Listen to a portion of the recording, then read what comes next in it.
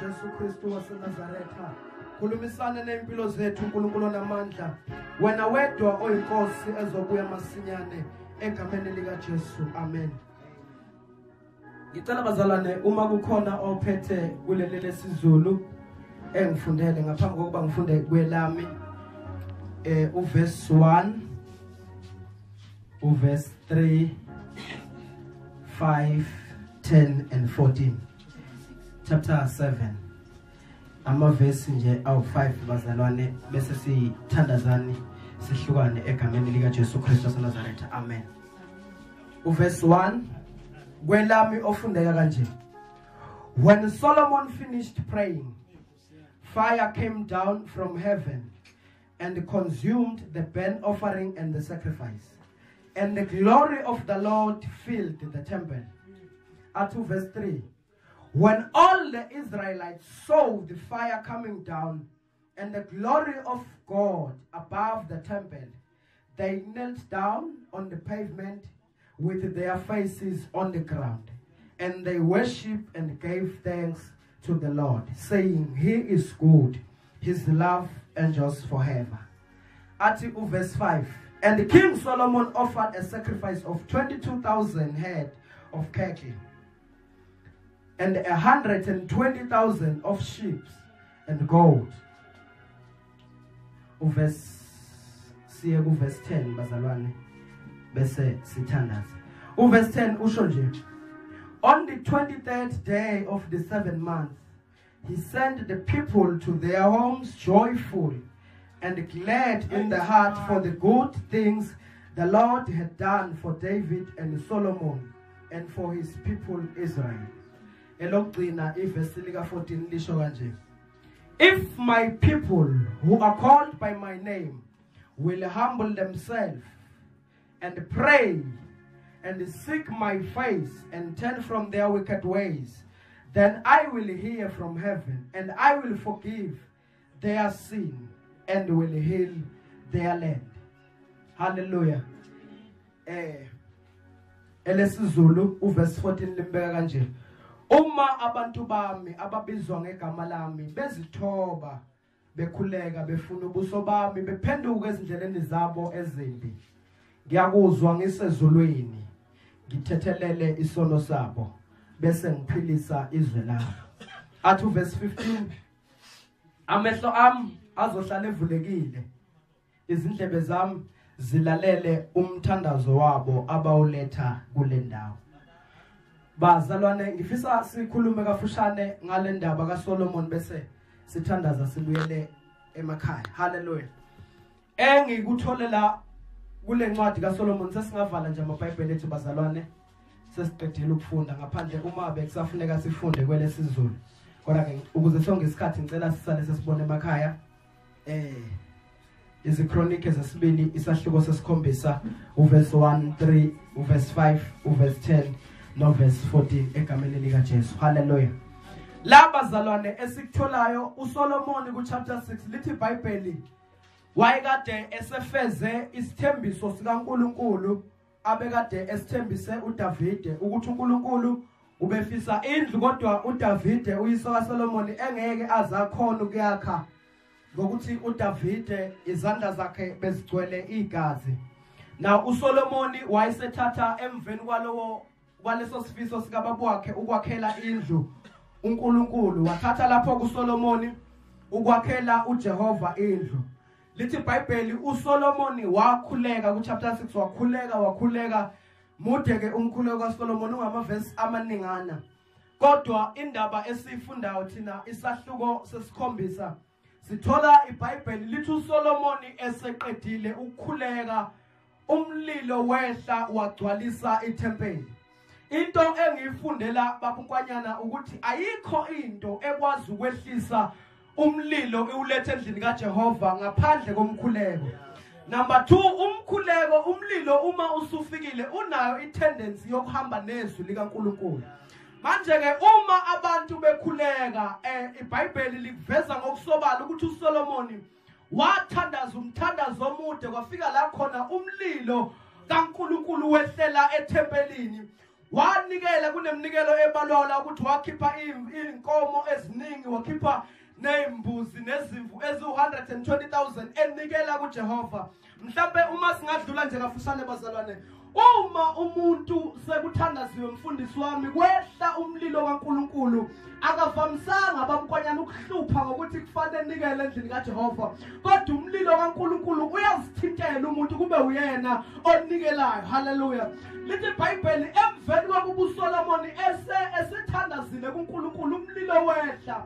Ngithanda lamavesi athi abantu bakwaIsrayeli ababekade bemile bembuka uSolomon babona umlilo kaNkulunkulu wehlela kuleyo ndawo. Bengithanda ukuthi amaPentecost namhlanje njengebandla lamaPentecost ayikho into ebizosiza ukuthi sihluke kulamanye amabandla akhona emandlazini. Ayikho into ezosenza abamanyana sibe ibandla elingcono kunamanye amabandla akhona emandlazini.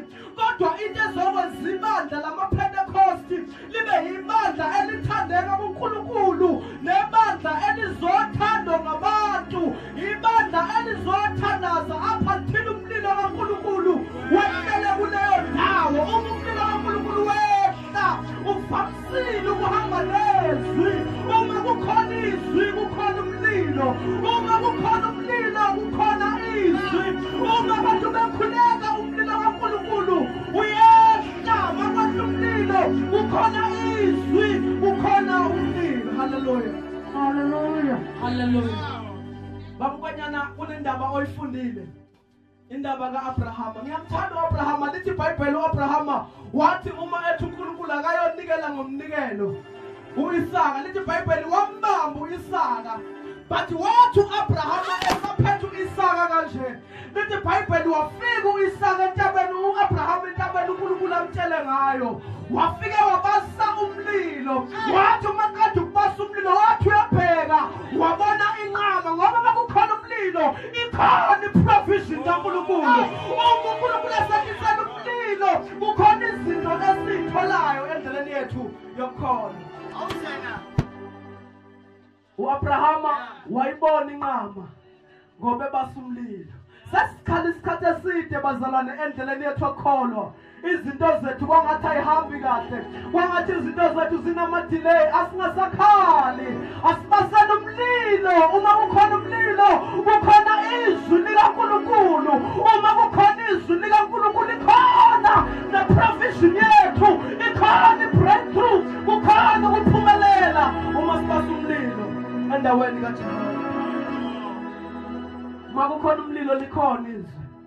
uMoses lithi iBhayibheli wathi elusela izimvu nje ikamukhwe wakhe uJethro. Wathi esalusile hlane elusile izimvu zikaJethro. Ngithanda uma iBhayibheli lithi uMoses esahamba wezwa izwi limkhomba ukuthi akachezuke. Wathi uma echezuka wabona umlilo. Eqeda ukubona umlilo wezwa izwi likaNkulunkulu lithi kuyamazisi indawo osondela kuyo isigwele ngoba bekukhona izwi bazalwane kukhona umlilo bese uNkulunkulu esinikeza i-direction kade sihamba endleleni yethu yokukholwa kwangathi uNkulunkulu uthula kasolutho akungisize namhlanje ubasa umlilo ubasela uNkulunkulu uzoletha izwi lakhe uma kufika izwi likaNkulunkulu likhona indlela yokuphuma kuleso simo waphuma. Haleluya. Sangifisa uqede bazalwane angifisa ukuba mude. uNkulunkulu lithi iBhayibheli uSolomon uma ubasa umlilo wehla umlilo abantu abangaphandle bawubona noma abantu bakwaIsrayeli. Ithayince kaNkulunkulu last week abantu abangaphandle balinakile ibandla likaNkulunkulu. Ebandleni likaNkulunkulu uma sibasa umlilo bonke abantu abasemandlazini sinamandla okubathola. Ngithi bazalwana ngaphambi kokuba sibe nezistrategy esizenzayo ukuzuza umphefumulo ake senzeni into eyodwa namhlanje asibasele umlilo endlini kaJehova bese kuba nezwi likaNkulunkulu ngoba umuntu akavuthiswa ezinye izinto ngaphandle komlilo kaJehova. Umlilo kaJehova. Umlilo kaJehova. Kunomhlabeleli okuze wavuka enhlizweni yami ngisazidla ngale ndaba othi sing glory hallelujah when the fire enter when the fire enter when the fire enter glory sing glory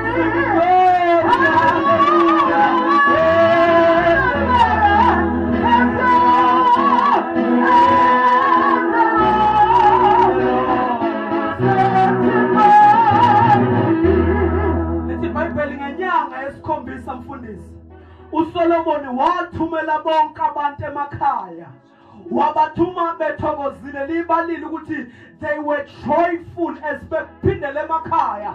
uNkulunkulu ebebagcwalise ngentokozo abantu abangafika ebandleni baphume ebandleni bekhala kodwa bathi mabefika ebandleni befika uSolomon besikhathi bawubasile umlilo kaJehova bathi mabefika ebandleni bezwa umlilo bafike bekhathazekile uma sebephindele emuva bephindele bethokozile kwenzenjani bafika ebandleni likaJehova kukhona umlilo. Hallelujah. Umlilo uyayidonsa attention yabantu baqala ukusinaka ukuthi no lento abayenza iyaphila. Hallelujah. Umlilo uyakwazi ukuthatha abantu abebengasinakile beze bebona ukuthi no lento yakholwa into eserious into ekhona.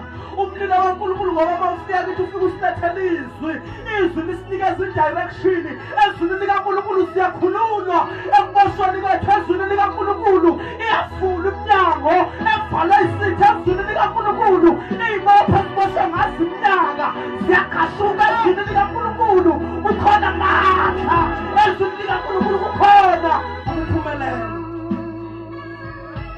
Hallelujah. Masibasa umlilo sibasa umlilo kaNkulunkulu singabi nandaba nento eyenziwa amabandla asemandlazini noma amanye amabandla mfundiswa bengabadayisela amanzi kodwa sithi masifika endlini kaNkulunkulu singenze ezinye izinto sifike sibasa umlilo kasinakathe kukhona izwi likaNkulunkulu khona izwi likaNkulunkulu. Hallelujah. Ngiyakhumbula indaba ka-Elijah bazalwane sengihlala phansi lithi iBhayibheli u-Elijah wayenabaprofethi bakaBhali. Abaprofethi bakaBhali babeka iy'nkunzi bathandaza uNkulunkulu wabo ukuthi kwehle umlilo. Lithi iBhayibheli umlilo akazange wehle. Kwathi mase kwesikhathi sika-Elijah wathi u-Elijah yena kowakho ukuze thandaze uNkulunkulu wakhe ake beqale bethatha amanzi amaningi bewathele kulezi nkonzo. Lithi iBhayibheli bawathela wayeseqeda u-Elijah lapho uma beqeda ukuthela amanzi wabiza uNkulunkulu wakhe. Likhona bazalwane. Lithi iBhayibheli uNkulunkulu wehlisela umlilo phezu kwey'nkunzi ebeziphambi kwabo. Ngoba bazalwane uNkulunkulu wethu masimbiza uyeza bese dedela umlilo. Lithi iBhayibheli umlilo washisa kwaphela yonke into. Kunento nakho labazalwane bengifisa ukuya khona. Umlilo kaNkulunkulu uyakwazi ukushisa noma ngabe yiluphi uhlobo lwenkinga esibhekene nayo. Ngoba umlilo esihamba nawo bazalwane uhamba nezwi likaNkulunkulu. Ukuthi sizoke sifike la khona abamkwanyana sithi sizofaka iCV, sizoyifaka nabantu abaqede mhlawumbe abaqale benza izinto zabo the whole week benzela ukuthi bafuna lo msebenzi bewuthole, but mabefika betholakala ukuthi abaphumeleli. Kufika abantu abazoba umlilo kaSimakade ngoba makhona umlilo kaNkulunkulu kukhona izwi. Uma kukhona izwi nomlilo uNkulunkulu lithi iBhayibheli kuverse 15 uNkulunkulu wathi kuSolomoni amehlo ami azobheka kubantu bami nendlebe yami izolalela imithandazo yabo abazoyenza kule ndawo. Ake ngikunike i-assurance bazalwane ukuthi yonke imithandazo esiyenza kule ndawo ngenxa yomlilo baswela sayizwakele. Yonke imithandazo esizoyishaya kule ndawo ngenxa yomlilo obasiwe kuleli thempeli imithandazo yethu uNkulunkulu uyilalela.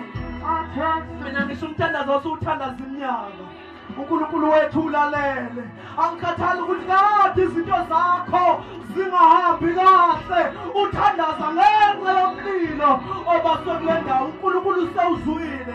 Awubazalwane noma ngabe sesithandaze iminyaka kubonakala ngathi iphendula yikho, kodwa uNkulunkulu esimkhonzayo umthandazo esiwuthandazela usewuzwile ngenxa yomlilo. Ngenxa yomlilo kaSimakade athi ohlabelelayo umlilo kaJesu wami uvutha ngaphakathi kimi, uhlala ungivuselela. Ngoba makukhona umlilo akukho ukugive up. La kukhona khona umlilo kaNkulunkulu akukho ukubuyela emuva. Athi uJeremiya mayibhala ingumlilo ivalele amathanjeni ami. Ngoba kukhona umlilo khona kaNkulunkulu asihlehlele emuva, asibuyele emuva. Kodwa makukhona umlilo kaNkulunkulu siya phambili. Silokhu siya phambili. Uma kukhona umlilo kaNkulunkulu silokhu siya phambili. Uma kukhona umlilo kaNkulunkulu siya phambili. Uma kukhona umlilo kaNkulunkulu kukhona izwi likaNkulunkulu liphethe yonke into esifunayo. Izwi likaNkulunkulu livula indlela evalekile. Izwi likaNkulunkulu liyadala ongekho kube khona. Uma ungasakwazi kwenza lutho yenza into eyodwa hlobo sami, basumlilo udownload izwi likaNkulunkulu uzophaya endleleni. Yes, hallelujah, hallelujah. Sinalo elinye ithemba kuphela umlilo. Ongathi umphakathi wonke wasemandlazini ngabe bekade bengamboni uNkulunkulu wethu, abeke bethi mabebuke ePentecost bewubone lo mlilo, bebona inkazimulo kaNkulunkulu iyehlela phezulu kwethu. Noma abantu begifted kuleli bandla lasePentecost kungavela ama-gift abantu, kodwa mabebheka kubonakala inkazimulo nomlilo kaNkulunkulu. Haleluya. Ngoba uNkulunkulu esimkhonzayo uthembekile ngamehlo akhe abheke njalo. Sinamandla okuduza i-attention kaNkulunkulu ngomlilo kaNkulunkulu. Yabheka iBhayibheli lithi abantwana bakwa-Israyeli babehamba umlilo kaNkulunkulu uyinsika yabo ebusuku, ngoba ziyafika ikhathi zobumnyama nathi njengamakholo size la sekungahambeki khona, sifike endleleni la khona ngisho ithemba liphela, sifile ngathi singabackslide sibuyele emuva. Kodwa ngizokutshela indaba namhlanje elapha kumnyameni bakho makukhona umlilo kaNkulunkulu uyinsika yakho uzophumelela, uzonqoba, awuzovalelwa isimo ngoba la kukhona khona umlilo, kukhona izwi likaNkulunkulu. And izwi likaNkulunkulu alikwazi ukuhlala ndawonye nokwehluleka. La kuhleli khona izwi likaNkulunkulu there is no failure, there is no backsliding, akugive up. Abantu bayamangala ukuthi why sike sihlabelele njengoba umfundisi kadesha ukuthi nje sishiwe elinye lamalungu ethu. Bayamangala ukuthi why siqhubeke sithi uNkulunkulu muhle ezikhathini zobunyama, because izwi likaNkulunkulu la sikhathele khona liyasiduduza, la kungasahambeki khona liyasiphatha. Izwi likaNkulunkulu la amandla singasenawo liyasinika, ngoba izwi likaNkulunkulu malihamba nomlilo amakhemikhali angaphezu kwabo. Ngenhlanhla ngangenza isayensi esikoleni, noma kungathiwa amakhemikhali, kunamakhemikhali abizwa ngokuthi they are too powerful, kangangokuthi uma ingakuthela la ingashisa engalweni. Mfundisi ngisithambo isizophumela ngani bhoboko. But as much as ama-chemical bewavuma, ayikho into engivuma kakhulu nengiyirecommenda ngezwi likaNkulunkulu. Ngoba izwi likaNkulunkulu lenza into engekenziwe umuntu. Akuve kunzima ukufica umuntu wesilisa ekhala. Ziningi inhlupho ekhona emhlabeni but umfica umuntu wesilisa zimkhalisa. Iyodwa into engisayibona ikhalisa umuntu wesilisa emhlabeni izwi likaNkulunkulu. Kukhona la khona abantu bonke babukanyana sebephelile nabakududuzayo. Bephelile nabo kade bathemba baqhele eduze kwakho. But iyodwa into engiyibone ima nomuntu nasebubini. Only the word of God lihamba nomlilo. Iyodwa into engiyibona abantu belahlekelwe ithemba. Ibabuyisela ithemba abososayensi abakhulu eSouth Africa nasemhlabeni wonke. Akekho sathola into ekwazi ukubuyisela umuntu ithemba. Kodwa iyodwa into esatholakele ekwazi ukubuyisa ithemba emntwini. Izwi likaNkulunkulu uma lihlangana nomlilo liyabuyisa obekulahlekile udliwe isikhonyana. Ilona lodwa elinamandla. Linkemba. Liyakhaliswa. Liyasiphula imsethari yaseLibanoni. Awunanjengamanje bazalwane. Ngenxa yokuthi uNkulunkulu usuvusela abantu seza sazokhuleka la sesithintile inhliziyo kaNkulunkulu umlilo kaNkulunkulu phakathi kwethu ezumlilo kaNkulunkulu phakathi kwethu akukhathalekile ukuthi singene esigilazwe yini akukhathalekile ukuthi singene sihlukunyezwe yini emoyeni but ngenxa yomlilo kaNkulunkulu sesinamandla okunqoba. iBhayibheli okuzelwe uNkulunkulu yalinqoba izwi. Asinamandla. Ayisekho into enamandla okuhlula thina. Asinamandla okuyilwela ngokwethu kodwa amandla ethu avela kuJehova. Umlilo kaNkulunkulu sihamba nawo bazalwane siufanele kithi. Bonke abebekade bengakubona ukholwa uma bebuka thina bazobuka umlilo babone izwi likaNkulunkulu bese kubonakala inkazimulo phezulu kwabantwana bakaNkulunkulu ukuthi nokwenze njani kuma Pentecost. Hayi wenzinga mlilo kukhona izwi kukhona umlilo. Bazalwane uNkulunkulu wethu uthembekile ukuthi mase kukhona izwi kwakhona umlilo. Amehlo akhe njalo azohlala ebhekethini. Hallelujah. Sefisa ukuhlala phansi. Amehlo akhe njalo azohlala ebhekethini. Athobhala kahle ube yini umuntu ukuba ungamlandela kangaka. Bazalwane ngeke ngacabanga ukuthi uNkulunkulu mhlawumbe ngasilandela ngenxa yama degree esinawo. Akalandeli uNkulunkulu ama degree esinawo. Akezi kithi ngenxa yamakhaya esivela kuwo. Akezi kithi ngenxa yendlela esiqoka ngayo. Akezi kithi uNkulunkulu ngoba besikwazi ukuyikhulumela phambi kwakhe. Kodwa letho kithi ukubona siba somlilo. Besehlisela izwi lakhe lithi iBhayibheli amehlo akhe njalo ayohlala ebheke kithi. Athobhala incwadi yamahubo babheka phezulu. Ubuso babo bakhanya abasoze bajabhiswa. uNkulunkulu wethu wehlisela umlilo. uDavide uJehova uyinqaba ngosuku lwenhlupheko. Uyabaza abaphephela kuye. Bazalwane ngizothi namhlanje njengama Pentecost ngaphambi kokuba siphakamise ezinye izinto asibasele umlilo endlini kaNkulunkulu. Silethe izwi likaNkulunkulu endlini kaNkulunkulu. Konke okusendleleni yethu kuzosuka ngamandla kaNkulunkulu. Sidinga into eyodwa, only the fire from above. Abantu bazawubona inkazimulo evele kuNkulunkulu wethu. Hallelujah. Akukho okunye esinamandla ukwenza only ukubasa umlilo. uNkulunkulu ehle. Hallelujah. uNkulunkulu ehle. Uthi ku verse 14 ngizophilisa izwe labo. Bazalwane iSouth Africa yonke indawo yonke yasemandlazini uNkulunkulu uyasithembisa namhlanje ukuthi bengayiphilisa uma besingabasa umlilo bese senza lezinto. Lithi iBhayibheli uSolomon eseqeda ukubasa umlilo izwi likaNkulunkulu lakhuluma kuye wathi uNkulunkulu uSolomon uma abantu bami ababizwa ngegama lami bezithoba bephenduka endleleni zabo ezimbi ngiyawukuzwa ukukhala kwabo bese ngiphilisa izwe labo. Indawo yasemandlazini ayizukuphiliswa. Abantu abavela eAmerica ayizukuphiliswa. Abantu abavela eNigeria kodwa izophiliswa ukuthi kukhona abantu abazithobayo phambi kwaNkulunkulu. befuna ubuso bukaNkulunkulu, bephenduka endleleni zabo, bese uNkulunkulu ethatha amehlo abo akhe ewabhekisa kubo. Siphakeme isimo ngenyawo. Umlayezo athi usenhlizweni yami osukwini namhlanje ilo sidinga umlilo kaNkulunkulu uzogcwalisa ibandla likaNkulunkulu ukuba ngabe bekade bengaboni kodwa bebona ukuthi ePentecost kukhona umlilo obasiwe. Lo mlilo esizobasa abazalwane ungaphezulu kwemlilo ebesingayibaselwa isitha. Akukhathalekile ukuthi usathanda usibasela imlilo engakanani emveni kwesikhathi esingakanani, kodwa umlilo kaNkulunkulu izwe lizowubona umlilo uvutha.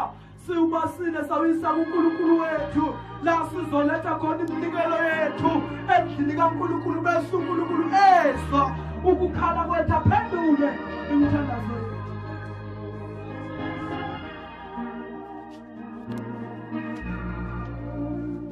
Umlilo, umlilo,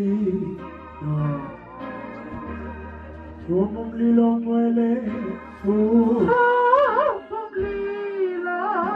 umlilo ngcwele, umlilo wakho ngcwele,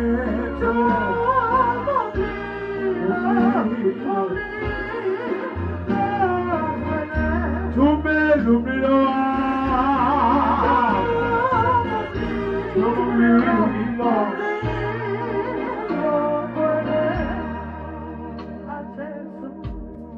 asipase umlilo. Umaske sawubasa umlilo.